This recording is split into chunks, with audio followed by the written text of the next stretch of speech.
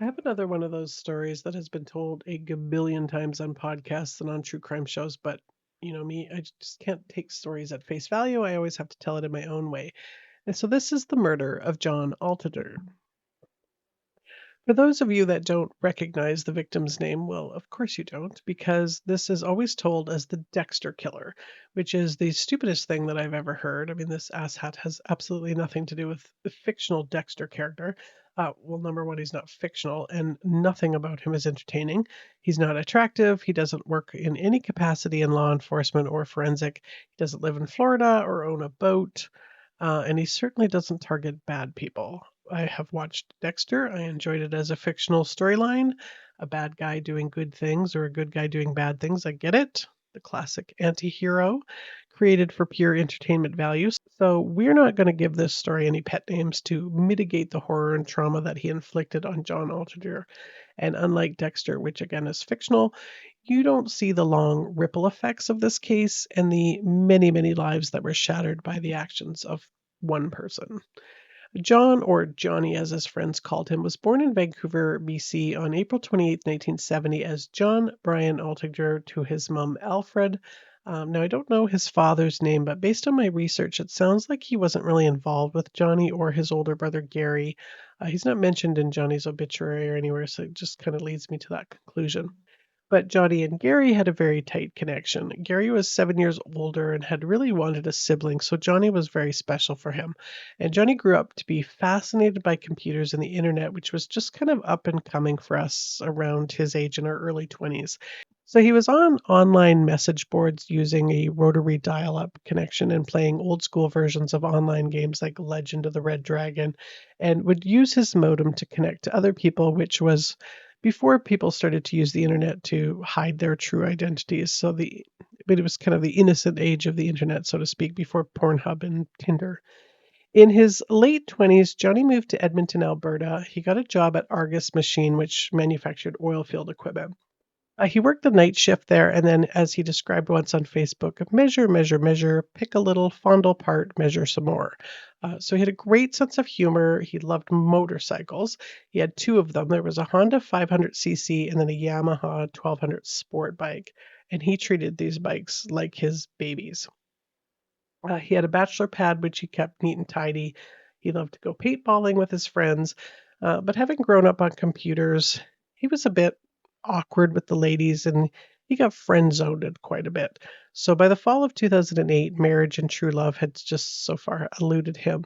But he was a kind and gentle soul and he kept a positive attitude on his Plenty of Fish account, hoping that one day his princess was going to arrive. He would have been actually a very interesting person to talk to. He was interested in spirituality and particularly metaphysics, which is kind of like philosophy, but more about a reality outside of our senses and perception. Like it's more, a little bit more abstract than philosophy, like less about what's the purpose of life, but more about what is life. What is nature and space and time? And one of his friends told the Edmonton Journal he loved to get people to open their minds and think outside the box. He was a positive, upbeat person who tried to get people to turn their negative thoughts to positive thoughts. So in early October, he started to connect with a woman named Jen on Plenty of Fish. And he was a pretty happy camper about that. And as you non Canadians are learning, October is when we celebrate Thanksgiving here. So Thanksgiving was October 12th, 2008, that year, which was the Sunday. And then Johnny had arranged to take his friend Dale Smith for a motorcycle driving lesson on that day. On the Friday, he called Dale and told him that he was actually going to go meet this girl, Jen, at her place that night. Now, Dale did his gut instincts kind of told him that something wasn't right about that because he didn't have an actual address for her. It was just kind of instructions on how to get there.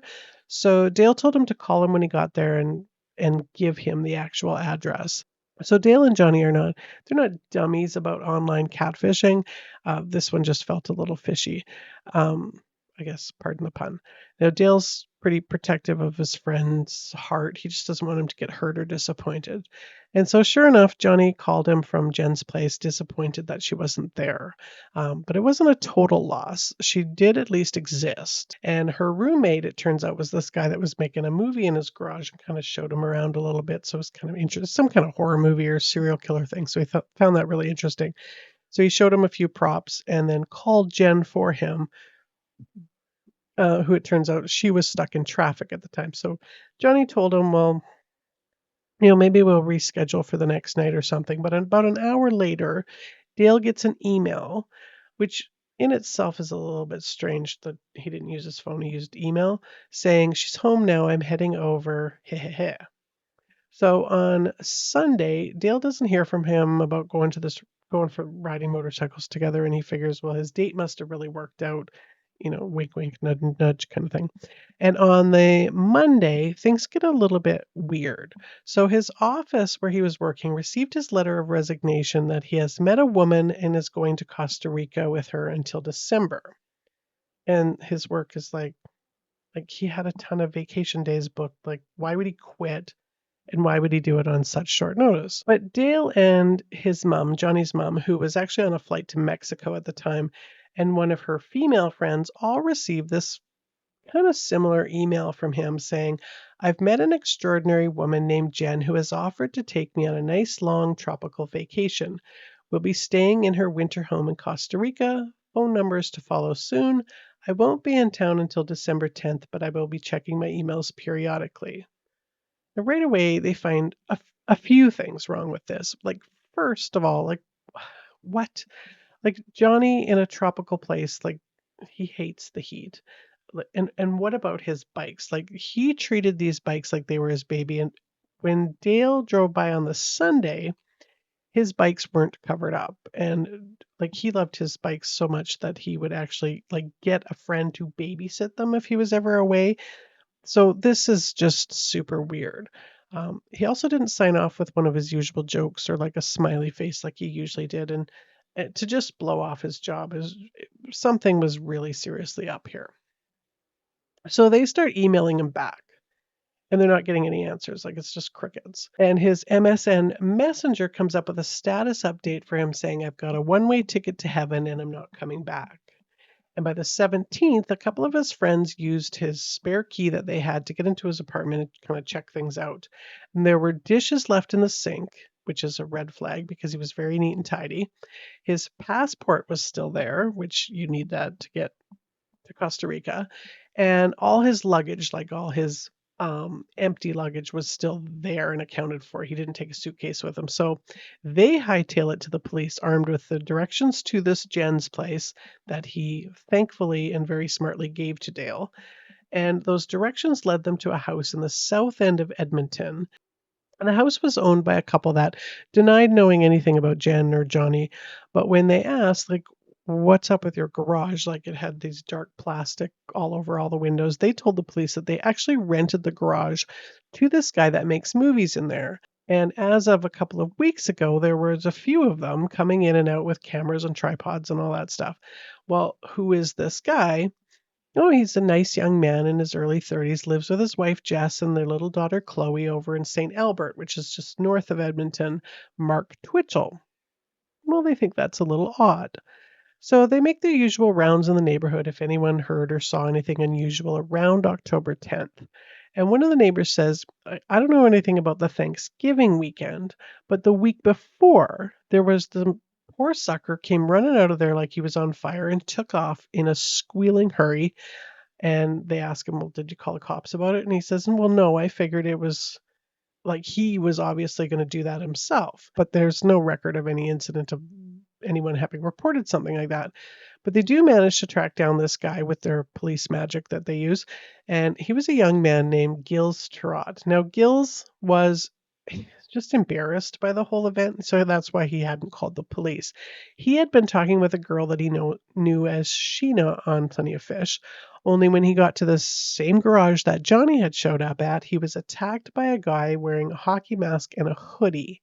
He was tasered, and then there was quite the struggle. And that's when he ran out of the garage door, and the like practically smack dab into this couple that told the police about it. So I'm going to try and let him explain what happened in his own words a little bit more. And this is from an interview with the police. I'm hoping to be able to get the footage of it rather than just the audio. It's hard to tell with copyrights. He must have grabbed me, and we started struggling. Oh, and I'm guessing during this, that's when I'm like, okay, I got to try to fight. And that's something I missed, actually. I tried punching him, too, but I was so weak. And I remember trying to punch him, and I know I can't hit this mask because that's going to hurt my hands, so I'm trying to punch him in his chest. And I'm thinking, man, why am I so weak? And my punches aren't, I feel like I'm not doing anything, and it's like my punches are so weak. And then, so I realized, okay, I'm punching him, I'm not going to do anything. He's way bigger than me, and can't do anything. So then I started trying to kick him in the but I tried a few times doing that. Did you get him? No. Did you hit him? No, couldn't. And did he hit you? No. What about kick you? He tried, but I swerved as well.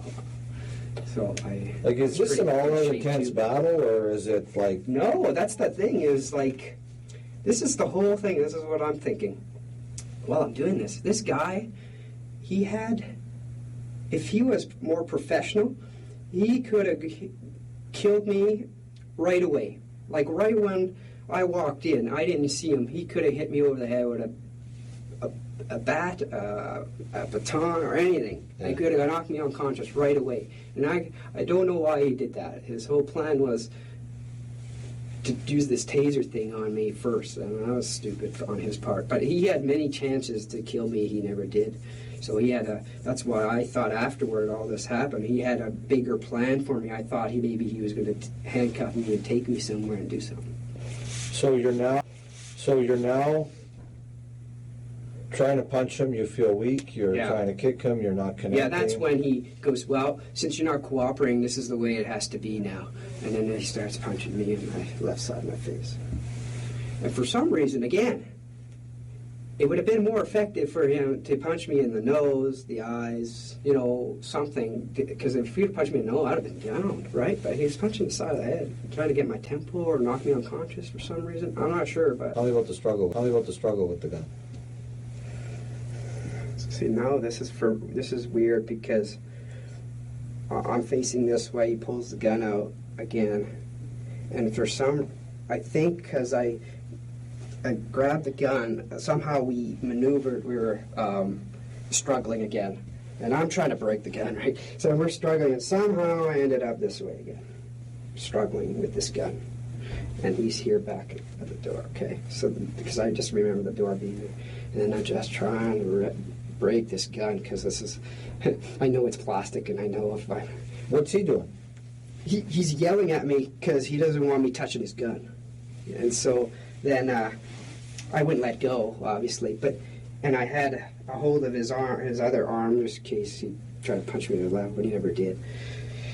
And so we're just struggling. You could tell, it's just weird that, because if he was a real gun, he would have fired it or whatnot. He never did. He had nothing, and he didn't. He never. Just wasn't professional. A really brave guy. He was also very, very lucky. Now, this is all probably sounds really strange, but Gilles had thought that he was talking to a girl online. So between feeling like duped and embarrassed, and that whoever this guy was probably knew who he was, he didn't want to go to the police when it happened.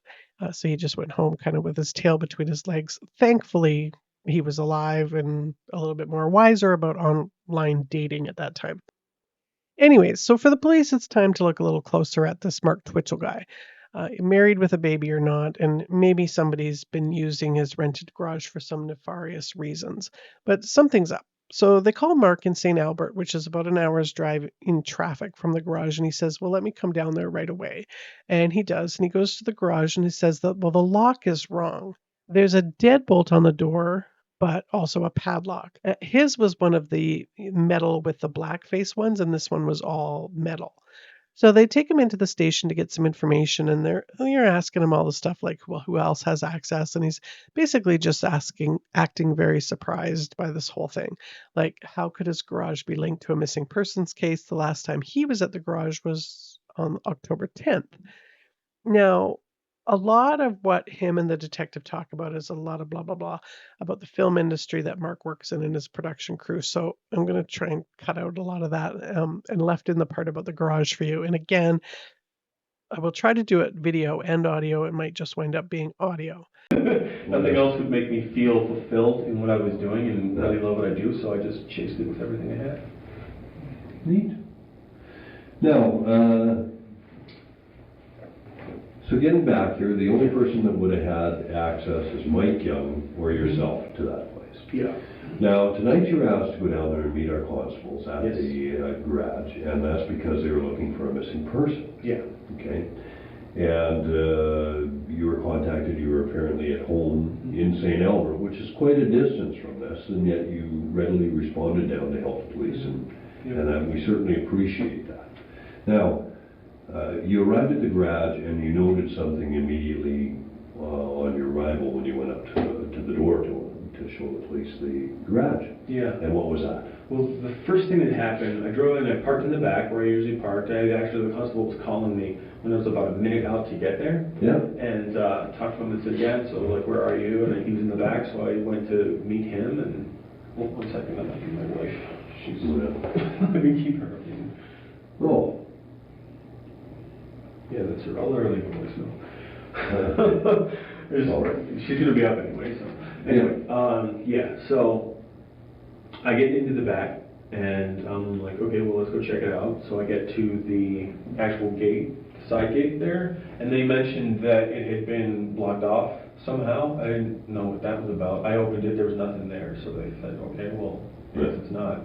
Which is a little odd, but went down the side of the garage, came back around, looked at the door itself, and the first thing that I noticed upon looking a little closer at it, because the light wasn't that great, but I could see what was going on, the padlock didn't look familiar to me. Okay. And I was the one that actually put the latch on the door, and I had a padlock previously, but it wasn't the same one. The one that I had was like the silver on the outside, like a black plastic dial in the center, and this one was just all metal. Yeah. So you noticed a different padlock. Yeah. And that on the door. Right. Now, what other locks are there on that door? Can you describe? There's also a deadbolt. A deadbolt? Yeah. And Pretty standard lock. Yeah. And is there another type of lock or handle or? No, just the doorknob, but I don't think the doorknob locks. I've never tried it, but I don't think it does. Okay. So regular doorknob, deadbolt, and then a padlock. Okay, and the padlock, was the padlock through, it was through a latch of some sort? Yeah, that would hold the door, close the lock. And that was the same, but the lock itself was different. Correct. Okay. Now, okay, you said that you were there last weekend of September, and that was the only time you were shooting there? Yeah, that was the only time we had a full crew and cast and filming. Yeah. When was that? Let's see. I went back. I don't remember the exact date, but I went back one time because we had like a table saw and a bunch of tools that were there. And my dad stores that stuff in his garage, so I told him, you know what, come meet me, we'll load it up and get rid of it. So I went over there and met him after work one day, and he loaded that stuff up and took it home. The next time was when I was taking delivery of a steel drum, using this garbage can, basically. So had some issues with them in terms of delivering it. The company kept missing the date or saying that they were going to be there at a certain time and weren't, and so I was just like frustrated. I called them and said, okay, well, call me like an hour before you get there, we'll meet. So they did. We went to the location, dropped the drum off. So that was that part. And then last Friday was when I went there to just clean everything up, get the basic garbage out of there and stuff like that. There was still like a box of bottles and stuff like that, things that had been there previous to me renting the place that I just never got around to getting rid of. But just getting some stuff out of there, that was... When you say last Friday, do you mean the one just passed? And I mean, we're now in Sunday morning, right? No, it was a week ago. A week ago. Yeah. So, today being the 19th, it would have been like probably 12th. Wait, no, today's the 19th, today's Sunday, right? Like, Oh, yeah. So the Friday before this Friday. So probably about the 10th. Yeah. Not that I'm aware of, but possibly. Okay. Okay, the indications we have, and we've got this through our investigations, and the address comes up, and the garage is described, and he actually says that he was there on that particular day. The particular day we're talking about is I think the 15th. The 15th, okay. Now, and I may be mistaken, I may be mixing a couple of things up, but I think the 15th. And that's the day you're indicating that you were probably down there putting supplies there. Okay, yeah. Okay. Like on Wednesday or something. Yeah. Yeah. And it was in and around the same sort of time frame that you were there. You know, that he would have been there. Okay. Like in the afternoon. Really? Yeah. And he was supposed to go there and meet a girl who described the address and told him how to get there. Now this is really met through, an internet site. Okay. Doesn't know her from before. So he, of course, lets friends know where he's going. Right. Okay. But, go to meet a girl, swear home. Sends it out to a few friends. All of a sudden, he disappears. Last known place was there. Said he went there. Met a guy. The girl wasn't there. Met a guy in the garage. In the garage? Apparently. Okay. What can you tell me? What does it explain to you? Tell me what you're thinking. Well, it explains the foreign padlock. If he switched it out or something like that, that makes sense. Who switched it? Whoever this guy is. Well, he didn't switch anything. He went there and met somebody there. Yeah. Okay, but that's what I mean. Like, whoever he met there, Yeah. because I don't know of anybody else that has access unless they, accessed it themselves, pretty much. So your lock was totally gone off there. Yeah. Okay. The latch was still there, but a different padlock's there. So anybody could have come along with a set of bolt cutters, cut yours off, put their own on, right? That still doesn't give them access to the garage because there's still a deadbolt, right? Yeah.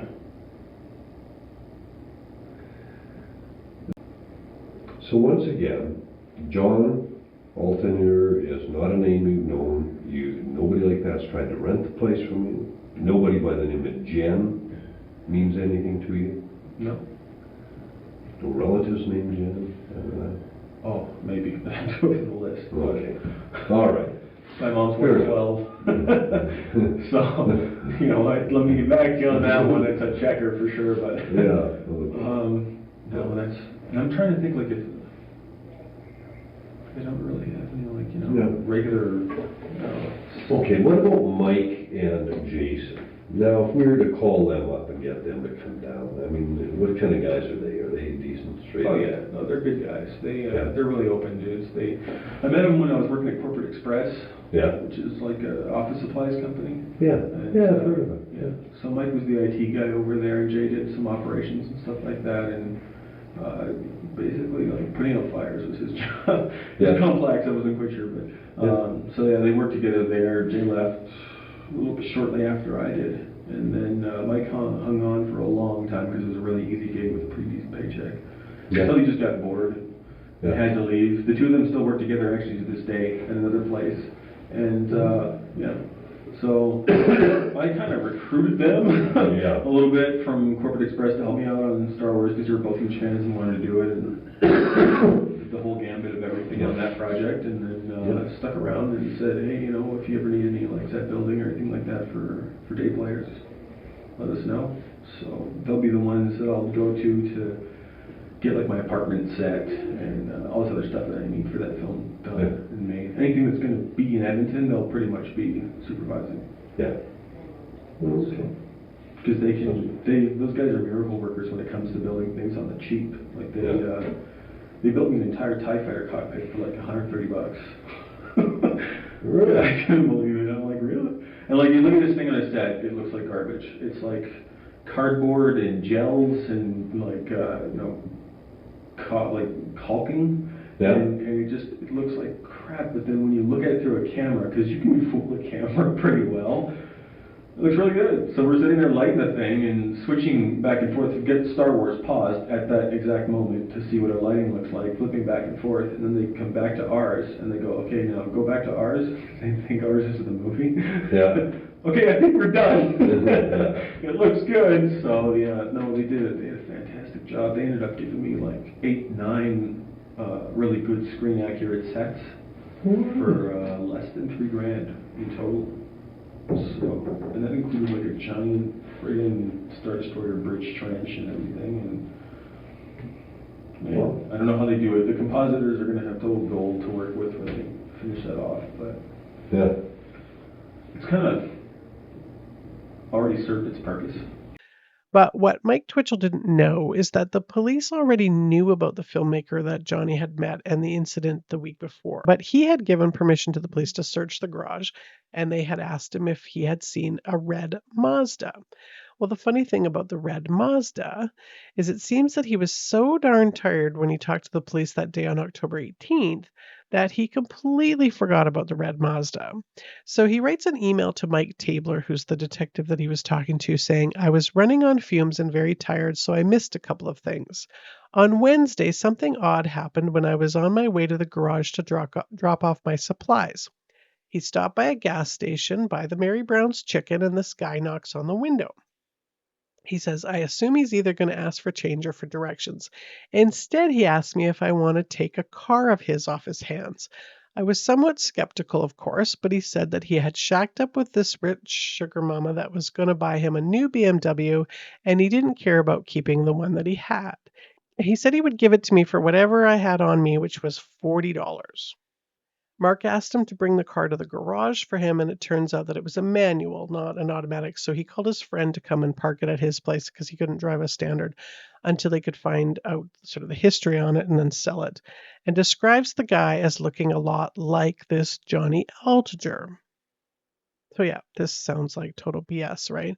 I mean, if I ever bought a car for $40, I think I would remember it pretty clearly. So they bring him in this time, and the attitude of the detectives changes a little bit, like they are not buying any of this. Contacting the lawyer, that still holds true, okay, just so you're aware. Okay. If at any time we're talking you want to contact the lawyer, you can do so at any time. I'll take you to a phone. There's something else I want to tell you, Mark, and that's that there's absolutely no doubt in my mind that you're involved in the disappearance of John Altinger.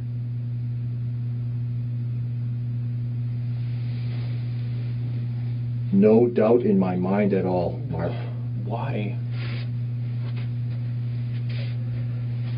As I said, Mark, there's no doubt in my mind that you're involved in this disappearance. I just want to get to the bottom of this, because this is not going to go away. Not what you've been telling me.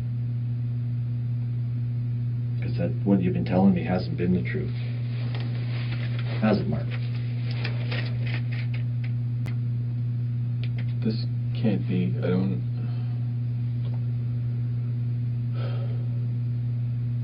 What do you mean it can't be? I just don't understand.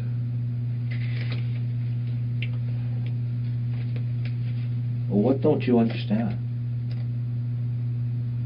We have a fellow who's missing. We know he's been to your garage. We've talked to all the neighbors now. You know, the neighbors saw you changing the lock about a week and a half ago. Neighbors watch. They see all these things. Little things that you don't realize. okay? We know the lock was changed long before the 15th. Yet when you get there on the 15th, you tell me, oh, that's your lock on there on the 15th. It's not till you go back with the policeman last night that you notice, or you say. So that's a lie. That's a lie you told me. When you gave your version of events to Detective Tabler last night, your version of events was different than what you told me today. What you wrote down was different than what you told me in this room. What you told me in this room when I first came in was different from your final version of events. You've changed your whole story. All kinds of different lies. And you know it's not going to go away, Mark. What time did you wake up today? Early. Well, I mean, not today, I guess yesterday. Early. Is the adrenaline keeping you going? No. I'm tired too. I feel like that's all that I'm on right now. So let's get to the truth. And then we can end this. The problem is you don't want to tell me the truth. Why don't you want to tell me the truth?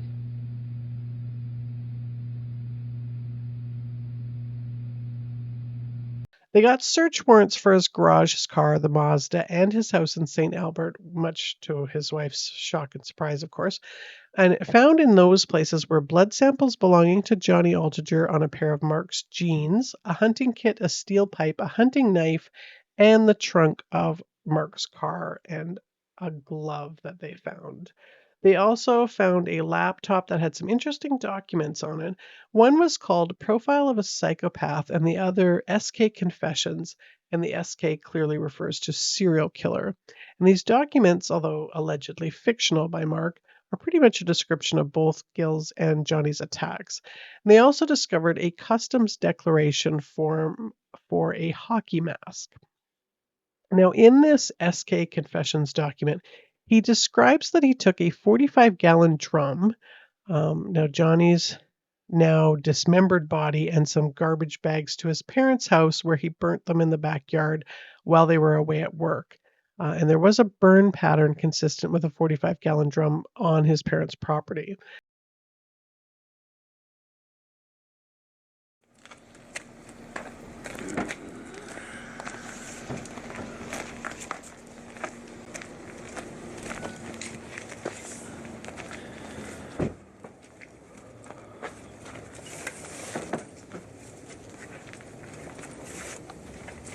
So, how did you lock this gate up to make him go in the overhead door?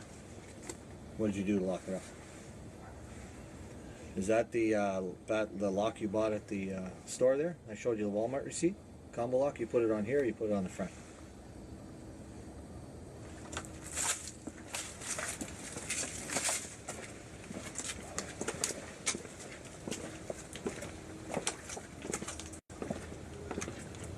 It has locked up. That ball works fine. See how when you're installing this? See that? Take a look at those windows right there. See how easy it is for the neighbors to see who's doing it? See that? See that there? Beautiful view coming from the neighbor's house, either side. See who's doing this. It's too easy. Way too easy, Mark. So obviously he was charged with first-degree murder, and it went to trial because he figured pleading not guilty was going to work out. It didn't. He was convicted in 2011. But of course he tried to sully Johnny's name by claiming it was him who had attacked Mark. And that is all very well and good. His mom and brother hope that he rots in hell there. Now, I want to talk a little bit more about this guy, not because I want to give him more airtime than he already's gotten and certainly doesn't deserve, but just so you can see how diabolical this guy is and how many lives that have essentially been ruined by him. Mark was born in Edmonton to normal parents in 1979, and they moved to the US, but he came back to Canada in the 1990s and then went to NAIT, where he studied film. During school, he was known as a bit of a liar, and would fall down on group projects and then make these elaborate excuses. He worked on a project about Star Wars, and to promote it, they did this charity fundraiser for Children's Wish Foundation. Now, Mark auctioned off some original conceptual drawings that he claimed were from the actual production crew of Star Wars The Phantom Menace, but they were forgeries. And when he was confronted about that, he lied, said he had no idea that they were forgeries. He got married to a woman from Illinois, and that marriage didn't work out. They divorced in 2004, I believe. And then he met Jess, who became wife number 2. And he met her on Plenty of Fish, of course. They had a daughter named Chloe in 2008. So Chloe was just a baby at the time of Johnny's murder. Mark wasn't the best husband. I mean, it's kind of obvious he's a murderer and all that. But also in some other ways. He didn't work a lot. His film projects were mostly not successful. She caught him on Plenty of Fish. He claimed that he was doing research for a story. And I guess in some ways he kind of was. He also had a mistress, which he lied about. Although when Jess was pregnant, he did confess to her that he was thinking about starting up with his ex because she was getting divorced at the time. So by October of 2008, he was sleeping in the basement of their house, but he was seeing a counselor, and this is where Jess thought that he was on the night that he murdered Johnny, because she thought they were actually still trying to work things out. And it was around August 2008 when Mark decided to give this being a serial killer a go. He had been making these short films based on a guy luring guys to his kill room. And he was, of course, watching episodes of Dexter. And around this time, he started to buy a collection of knives, cleavers, saws, rolls of duct tape, and that 45-gallon steel drum. And a couple of weeks before Gills was lured to his garage, Mark and a couple of buddies were working on a project very similar to what happened to Gills and Johnny. And Mark came up with this great idea. To market it, he's going to lure these strangers to the garage that was done up like this kill room and then tell them, oh, we lied, there's no internet date. And then we would ask them to blog. This is so ridiculous. Ask them to blog about their experiences as they had been terrorized. Like, I'm pretty sure his buddies told him this was the worst marketing idea ever. It's interesting that a week later, this was almost exactly what happened to Gills, only he was really terrorized.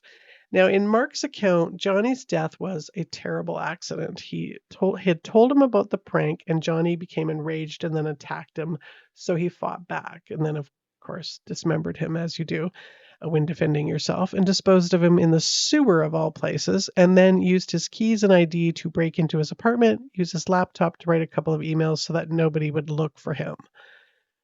The next day, he took his wife to dinner in a comedy club before celebrating Thanksgiving with his parents. Now, of course, what he actually did was bludgeon him with a pipe and then stab him before cutting him up and burning him and then putting the rest of him down the storm sewer. And before his arrest, when he had been on a Facebook group, he had said, quote, I have to recommend everybody stop talking to the police or not start if you haven't already. You all have a right to silence and you should exercise that right. I'm sure no one in this group carries guilt, so you have nothing to fear, but I've been screwed around with and don't appreciate it, so it's time to stop this and make them do their own jobs. Sometimes what we see on TV is in fact a true representation of how they work. Sometimes they do lie and make things up in order to make you say things they otherwise would not, just so that they could have an answer for the media. I'm serious. The time for dry, sarcastic humor and flaky jokes is over, and this is no prank. If they ask you questions, just tell them you don't know anything. After his conviction, Mark started exchanging letters with a journalist who was working on a book about him called Steve Lilleboon. And in these letters, he wrote things like, it is what it is, I am what I am. And it would sort of appear that I'm unique in the world. There is no key, no root cause, but also that I killed Johnny Altinger in a horrific accident of self-defense. After cursorily shoving aside my human sensibilities, I dealt with his remains in a disrespectful manner that traumatized me forever. In December of 2012, Michael C. Hall, who was the actor who played Dexter Morgan, he was interviewed for the show Q, and he said, I would hope that people's appreciation was more than some sort of fetishization with kill scenes. I wouldn't stop making Dexter because someone was fascinated by it only in that way. I try to tell myself that their fixated nature would have done it one way or the other, but it seems that Dexter had something to do with it. It's horrifying. In May 2013, Mark got himself a TV for his cell, and he caught up on every episode of Dexter that he had missed since his arrest. In 2007, he was discovered on a pen pal dating site for convicts. Quote, I am looking for an interesting, intelligent, open-minded, delightfully imperfect woman to relate to and share amusing observations with, as well as potentially a long weekend every few months if it gets there naturally. His expected release date at that time was 2027, which is coming up here pretty quick. Now, there's some interesting things about this dating site. It's actually called Canadian Inmates Connect, and it's run by a woman named Melissa Fazina. Now, Canadian inmates don't actually have access to the internet or emails, so they can't actually set up the profiles. So Melissa sends them a membership application and a couple of pictures and payment, and then of course there you go. So she says they don't have to go into everything that they've done, what their crime entails. Everybody's free to ask if you want to write them and ask them about it, but they just state what they're in prison for: first degree, robbing banks, whatever the case may be. Legally, it's a human right. It doesn't matter that they're in what they're in prison for. They can still join the website. They're putting themselves out there. As far as Mark goes, she says, my impression about him is I see past what he's done. I'm not naive. I'm not gullible. We all make mistakes in life. Some are much worse than others, but I don't think that should be the focus. Anytime I communicate with one of these guys, I don't necessarily focus about their crimes or what they've done. And while Mark is out there looking for other lives to ruin, he had already ruined the lives of his parents, his wife, of course, and his daughter, who would now be a teenager. I'm sure that's a lot of fun for her. And then there's Gilles, who's traumatized as the guy that narrowly survived a serial killer, Johnny and all of his friends and family, the investigators and the lawyers that have all been affected by it. And yet, this case is always given the pet name of the Dexter Killer. He is currently serving his prison sentence in Prince Albert, Saskatchewan. And that was the murder of Johnny Altinger. And I'm going to be back again next week with another episode. As always, thank you so much for watching.